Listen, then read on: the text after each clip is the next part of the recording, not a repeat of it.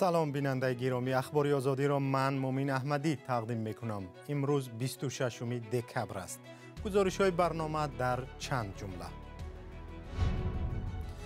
دادگاه ناحیه سامانی دوشنبه عبدالستار پیر محمدزاده روزنامه‌نگار شناخته را به 7 سال زندان محکوم کرد. دسترخوان سال نوی گرانتر می شود. ساکنان در سوق از بالاروی نرخ محصولات شکایت دارند. تاجران از نرخ کنجاره و نوری های مینرالی. دلار ما فرقش نیست. ما پول سامان که سودا میکنیم. هم جهت خاشاکواری کنجاره و سویس و قیمت که همون. و سپس سیر خواهیم داشت به مقبره سلامت دایه عیسی مسیح که در کنار شهر بیت المقدس قرار دارد. در آنجا شهادت حضور زائرین و کتیبه ها هم کشف شد. این نوترین کشفیات حفریات شناسان در اسرائیل است.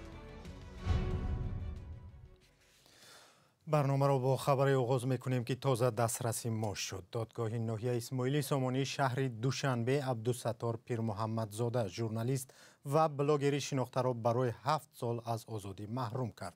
حکم دادگاه امروز 26 دکبر صادر شده است. عبدالکریم پیر محمدزاده برادر او در صحبت با رادیو آزادی حکم را سنگین خواند. همکارم میرزانبی خالقزاد موضوع را پیگیری کرده است. مرافعه نهایی پیر محمدزاده میرزانبی در دادگاه چگونه صورت گرفت و اطلاع در دست هست که خودش به این حکم چی واکنش کرد؟ سلام بینندگان. بله مومین، با مرافعه همسر و 4 کودک نابالغ عبدالستار پیر محمدزاده و خواهرش راه داده شدند. آنها حکم را سنگین و ناعادلانه میدونند، ولی هنوز تصمیم نگرفتند که از بالای آن به زینه بالایی دادگاه شکایت کنند یا نه. نزدیکانش گفتند که 4 کودک او از کمک و دستگیری پدر محروم شدند و زندگی سختی دارند. پیشتر پیر محمدزاده در دادگاه عیبنامه را بی اساس خوانده است و گفته است که به هیچ بند آن راضی نیست. خود او در یک مکتوبش به رادیو آزادی از پیش گفته بود که حکم او الکی پیش از بازداشت در دالان‌های حکومت صادر شده است. هفته پیش دادستانی از دادگاه خواسته بود که پیر محمدزاده را 7 سال از آزادی محروم کنند. سازمان‌های بین المللی بازداشت پیر محمدزاده را محکوم کرده بودند و از حکومت تاجیکستان خواسته بودند که او را آزاد نمایند، ولی طور دیده شد حرفی سازمان‌ها و فعالان جامعه در مورد این ژورنالیست و دیگر ژورنالیستان و بلاگران بازداشت شده شنیده نشد. میرزانبی در یک نامه که دسترس رادیوی آزادی شده بود، پیر محمدزاده از شدیداً شکنجه شدنش شکایت کرده بود. این شکایت او را مقامات بررسی کردند یا نه؟ بله مومن، پیر محمدزاده گفته بود که او را در بازداشتگاه کارمندان پلیس شهر وحدت آنقدر زدند و کوفتند و به برق ماندند که میخواست بمیرد. بعد نشر همین نامه مقامات گفتند شکنجه شدن پیر محمدزاده را میسنجند. در یک پاسخ به بازداشت و حبس روزنامه‌نگاران، لطف‌الله زاده معاون رئیس دادگاه عالی تاجیکستان گفته است که شکنجه شدن پیر محمدزاده را تحقیق دارند. معلوم نیست که نتیجه این تحقیق به کجا رسیده است. بر اساس قانون اگر شکنجه تحقیق میشد، پس باید عیب‌های مجبوراً بار شده بر سر او را بیکار میکردند، ولی طور دیدیم چنین حالت پیش نآمد.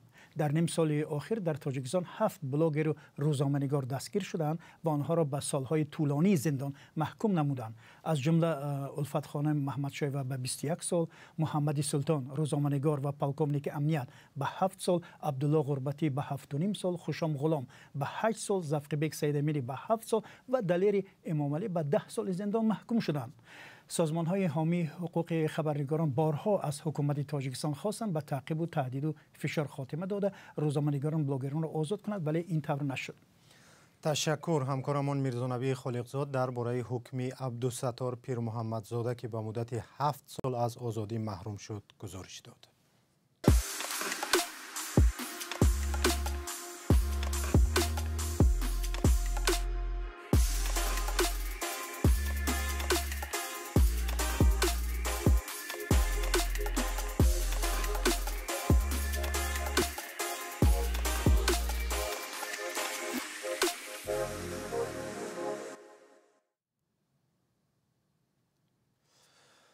گزارشی از شمال تاجیکستان: تا جشن سال نو میلادی کمتر از 1 هفته باقی مانده است و ساکنان از حالا به تجلیل آن آمادگی می‌بینند.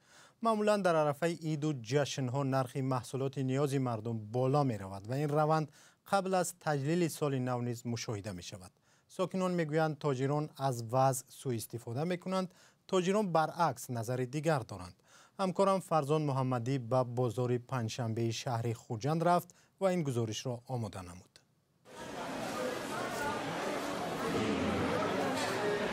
ساکنان زیاد خوجند و شهر و ناحیه‌های دیگری سوخت برای آراستن دسترخوان عیدانه‌شان اساساً از بازار معروف پنجشنبه محصولات می‌خرند. این بازار بزرگترین خوراکواره منطقه برای هر خریدار انواع گوناگون ذبح دسترخوان را به فروش برآورده است. ولی خریداران را نرخ‌های آن به تشویش انداخته است. مثلا نرخ کارتوشک 3 سوم بود، از این مثال 4 سوم میشه. هم سوداگران میگن که مول شود اگر نرخش میفروشد، کم شود نرخش میفروشد. بخش سبزوات فروشی این بازار سیرآدم و سودا گرم است، چون که ساکنان برای طعام و خورش‌های عیدانه اساساً سبزوات تر و تازه میگیرند. ولی فروشندگان و تاجران بازار پنجشنبه میگویند بلند شدن نرخ محصولات از آنها وابسته نیست. این حالت بیشتر به عامل‌های بیرونی دخل دارد. اکنون سوی سودا همین که مثال اگر سال کمتر آمده مونه این قیمت‌تر میشه. با سال مول بیاد اگر با بیشتر سیت ما نخواهیم مردم میشه باید. این حسابی همین نباشه. دهقانی خودمون به ملال میرسد. تا وقتش خودخوان میرسونیم دهقانی. مثال بعضی آدم میگوید که دلار برآمد و دلار فرآمد نه، دلار ما فرقش نه.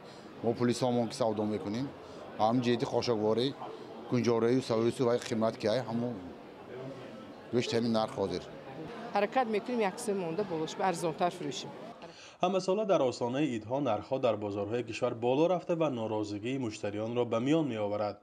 ولی باز هم با توجه به آنکه آراستن دسترخوان عیدانه به یک سنت اصلی مردم تبدیل شده است، ساکنان قبل از این گونه عیدها سرمایه اندوخته خود را برای تهیه این دسترخوان خرج می‌کنند. با این وجود خریداران امید به آن دارند که بعد تجلیل سال نو میلادی نرخ‌ها باز به اعتدال می‌آید و وضع در بازارها بهتر می‌شود. فرزان محمدی، رادیو آزادی، شهر خوجند. در پاسخ به تلاش ناتو برای زیاد کردن نیروهای حربی در نزدیکی‌های مرزهای روسیه، مقامات روس به اصلاحات ارتش این کشور شروع کردند. پیشنهاد شده است که سین دعوت به خدمت در صف قواهای مسلح روسیه به تدریج بالا برده شود و دیگر جوانان سنی 21 تا 30 ساله را به خدمت دعوت کنند. مقامات با این راه می‌خواهند شمار سربازان را در ارتش بیشتر کنند. کارشناسان میگویند این تغییرات به وضع به این هم ناخوبی دموگرافی روسیه تأثیری بد خواهد داشت. سرانگیز نوروزشاه گزارش تهیه کرده است. بعد آغاز جنگ روسیه در اوکراین، ولادیمیر پوتین شمار سربازان در ارتش روسیه را تا 137,000 نفر زیاد کرد. حالا حکومت این کشور نقشه دارد شمار سربازان را در ارتش به 1.5 میلیون نفر رساند. با خوشحالی به خدمت رفتم.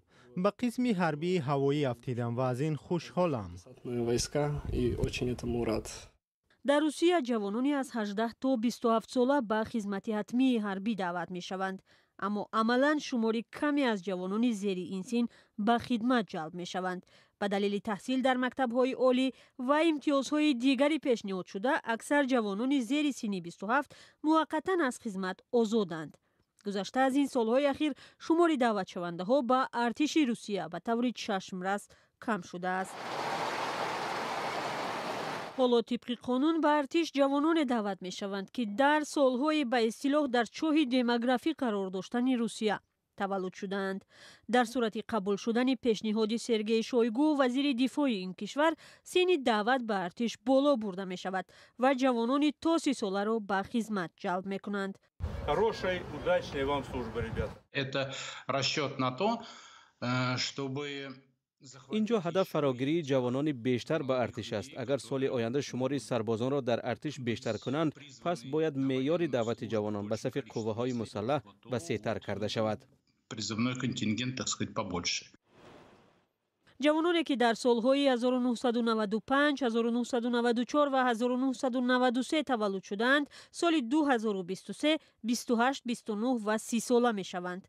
آنها در دوره تولد شدند که روسیه در آغاز فروروی به چاه دموگرافی قرار داشت، یعنی در کشور کمشوی اهالی شروع شده بود. таҳлилгарон мегӯянд, агар ҳоло ҳукумати Русия синни даъват ба хидматро боло барад, шумори даъватшавандаҳо ба артиш садҳо ҳазор нафар зиёд мешавад. бино ба нуфузшумории соли 2010 ва нишондодҳои минбаъда, агар шумори мардони аз 18 то 27 сола то оғози соли оянда 7.3 миллион бошанд, шумори ҷавонони 21 то 30 сола ба 7.6 миллион мерасад. фарқият 300 ҳазор нафар аст. қисме аз ҷавонони зери синни 30 баъди оғози мобилизатсия ё сафарбарсозӣ ба артиш барои муддате кишварро тарк карданд, аммо гурӯҳе ҳам дубора баргаштанд ва имкон дорад онҳо акнун чун сарбоз ба хизмати ҳарбӣ даъват шаванд.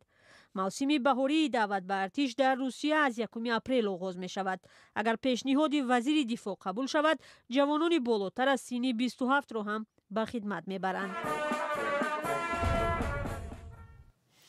дар рӯзҳое ки пайравони дини насронӣ иди милоди масеҳро ҷашн мегиранд, ҳафриётшиносони исроилӣ мақбараи Салумаро ки тибқи ривоятҳо дояи Исои Масеҳ будааст, барои зиёрати сайёҳон боз намуданд. ҳамкорам Искандари Хоҷамирзода гузориш медиҳад. дар арафаи таҷлили иди милоди Масеҳ, ҳафриётшиносони исроилӣ ғореро намоиш доданд ки дар он ба ақидаи донишмандон Салума, дояи Исои Масеҳи навзод, дафн шудааст. ин қабр ҳамчун макони муҳими зиёрати насрониёну яҳудиҳо арзёбӣ мешавад. номи ин доя дар китоби Яъқуб чун фарде ёд мешавад ки ҳангоми таваллуди Исои Масеҳ дар ҳамон утоқ ҳузур доштааст. Салума бо он машҳур аст ки таваллуди Исои Масеҳ аз Марьями бокираро зери шубҳа мегузорад. аз ин рӯ як дасташ аз ҳаракат мемонад, вале вақте тавба карда Исои навзодро ба дасташ мегирад, ҷароҳаташ шифо меёбад ва ӯ хитоб мекунад ки барои Исроил шоҳи бузурге ба дунё омад. ҳафриётшиносон барои пок намудани қабри 2000 сола 350 метри мураббаъ хоку сангро канор кашиданд то мардум тавонад аз ин оромгоҳи оилаи яҳудиҳои номдор зиёрат намуда наққошиҳои деворҳояшро тамошо кунад. дар ин мазор катибаҳо ба забони арабӣ ҳам ба чашм мехӯрад. мо камаш 40 сол пеш дар бораи ин ғор маълумот ёфтем. ҳама чиз зери хок буд. бо баргузории ҳафриёт мо кашф кардем ки дар ҳавлии дохилии ин ғор ва пеш аз даромадан ба қабр як ҳавлии дохилии бузурге ҷойгир будааст. шояд бузургтарин ҳавлии дохилӣ дар Исроил бошад. ҳангоми таҳқиқот мо ҳамчунон чандин чароғи равғанӣ пайдо кардем. дар он ҷо шаҳодати ҳузури зоирин ва катибаҳо ҳам кашф шуд. ин навтарин кашфиёти ҳафриётшиносон дар Исроил аст. воқеан дар назди мақбара чароғҳои равғанӣ зиёд кашф шудааст. ба қавли ҳафриётшиносони исроилӣ, зоирини насронӣ то замони фатҳи Байтулмуқаддас аз тарафи мусулмонон ба ин ғор омада бо чароғҳои рӯшан дар он тоату ибодаташонро адо мекарданд.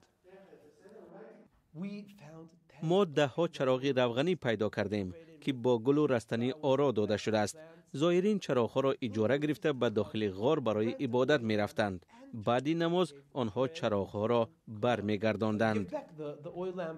мазор дар 35 километрии ҷанубу ғарби Байтулмуқаддас ҷойгир буда, дар тӯли солҳои зиёд ҳамчун мақбараи Салума ёд мешуд. мавлавӣ Абдулҳақ, фармондаи амнияти ҳукумати Толибон дар Бадахшони Афғонистон бар асари таркиш кушта шудааст. вазорати умури дохилии Толибон мегӯяд, ҳодиса рӯзи 26 декабр дар Файзобод, маркази Бадахшон рӯй дод. ба иттилои онҳо 2 каси дигар кушта ва 2 нафар захмӣ шуданд. ҳувияти онҳо маълум нест. Абдулнофе Такур, сухангӯи вазорати умури дохилии Толибон, ба бахши афғонистонии радиои озодӣ навишт, дар пайванд ба рӯйдод 4 гумонбар дастгир шудааст. барнома ба поён расид, вале нашри хабарҳо бо аксу видео ҳар соат дар сомонаи радиои озодӣ ва дар саҳифаҳои радиои озодӣ дар фейсбук, инстаграм, твиттеру телеграм ва тиктоку одноклассники идома дорад. шумо ҳам агар шоҳиди хабару ҳодисае ҳастед ки мо намедонем, бар рақамҳои мо аз тариқи ватсапу телеграм тамос гиред то мо онро пайгирӣ ва нашр кунем. хубу хушу комгор. худо нигаҳдор.